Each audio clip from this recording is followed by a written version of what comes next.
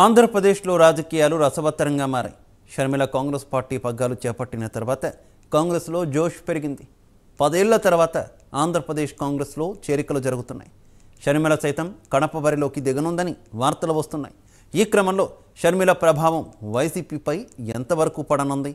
రాయలసీమలో వైసీపీకి గట్టి ఎదురు దెబ్బ తగలనుందా? తాజా పరిణామాలు దీనికి సంకేతం. What the special story.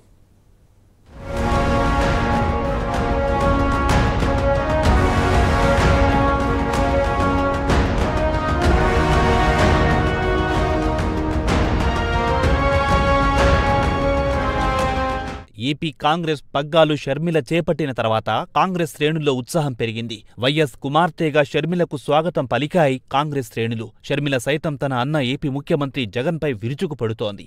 తనని ఇంతకాలం రాజకీయంగా ఉపయోగించుకుని ఇప్పుడు దూరం పెట్టాడని విమర్శలు చేస్తోంది. మరోవైపు వైఎస్ వివేకానంద కేసులో అవినాష్ రెడ్డి పాత్రపై వివేకానంద కుమార్తె సునీత సైతం జగన్పై విమర్శల వర్షం కురిపిస్తోంది. ఈసారి జగన్కు ఓట్లు వెయ్యొద్దని బహిరంగంగా చెబుతోంది. ఈ విధంగా సొంత ఇంటి నుంచే జగన్కు తీవ్ర స్థాయిలో వ్యతిరేకత ఏర్పడింది. దీంతో ఈసారి ముఖ్యంగా రాయలసీమలో వైసీపీ గడ్డు పరిస్థితి ఎదుర్కోనుంది. మరోవైపు జనసేన, టీడీపీ, బీజేపీ కూటమి కూడా ఈసారి ఎలాగైనా జగన్ను గద్దె దింపాలని తీవ్రంగా ప్రయత్నిస్తోంది. ఆ దిశగా కూటమి అగ్రనేతలు ప్రణాళికలు సిద్ధం చేస్తున్నారు. ఈ క్రమంలో వైసీపీ ఓట్లను షర్మిల చీల్చగలిగితే జగన్ సైతం గట్టి పోటీని ఎదుర్కోక తప్పదని విశ్లేషకులు చెబుతున్నారు.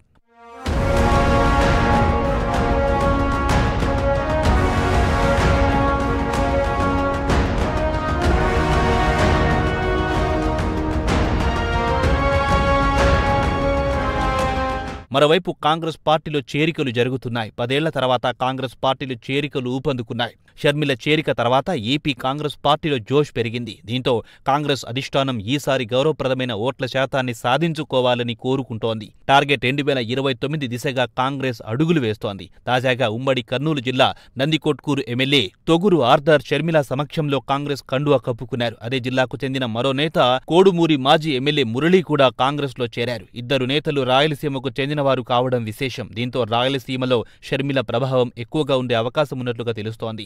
ఈసారి కాంగ్రెస్ పార్టీ సీట్ల కన్నా ఓట్ల శాతంపైనే టార్గెట్ పెట్టుకున్నట్లుగా తెలుస్తోంది. ఇప్పటికిప్పుడు ఏపీలో కాంగ్రెస్ గెలిచి అధికారంలోకి వస్తుందని ఎవ్వరూ భావించరు. పార్టీని బలోపేతం చేయడానికి కృషి జరుగుతోంది. ఈ నేపథ్యంలో కాంగ్రెస్ బలపడితే ఏ మేరకు వైసీపీ వీక్ అవుతుందనేది వేచి చూడాల్సిందే.